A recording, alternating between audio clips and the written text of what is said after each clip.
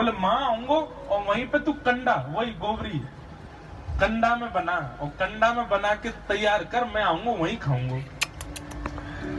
गोविंदास जी बोले यहाँ सब लोग आपको मंदिर में पूजने आते हैं, आप यहाँ पे भगवान हो, ऐसे कहीं खाने पीने आओ। बोले कोई को पता थोड़ी चलेगी, मैं आ जाऊंगा, तू चिंता मत करे, तू सुन तैयारी कर ले, आज मैं तेरे यहाँ आके प्रसाद पाऊंगा। गोविंदास जी चुपचाप मंदिर से भाग गए, किसी को बताया नहीं। किसी को पता थोड़ी कि ठाकुर जी ऐसे बाहर भी चले जाते हैं, सबको लगे अंदर ही रहते हैं। गोविंदास जी दौड़ करके गए, बढ़िया कंडा में बढ़िया उपले उपले लगा करके महाराज बाटी बनाई, दाल चढ़ा दी, ठाकुर जी आएंगे पाने।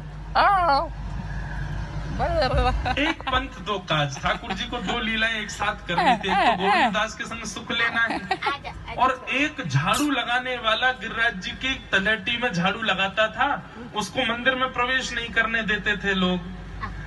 तो वो बेचारा बाहर खड़ा खड़ा ही दर्शनार्थियों से पूछता था कि ठाकुर जी दिख कैसे रहे, मुझे ये बता दो। दर्शनार्थी आकर के बताते थे नीली ठाकुर जी ने बाघा पहना है, गले में मोतियों की माला है, मकराकृत कुंडल है, ऐसा टिपारा ठाकुर जी के सिर पर रखा है और ऐसा ठाकुर जी का श्रृंगार है। तो वो बाहर खड़ा खड़ा नेत्र बंद करके सुन करके ही अपने चित्र में एक झांकी बना लेता था और मन में सोचता था ऐसे दिख रहे होंगे ठाकुर जी। पर रोज प्रार्थना करता था, नाथ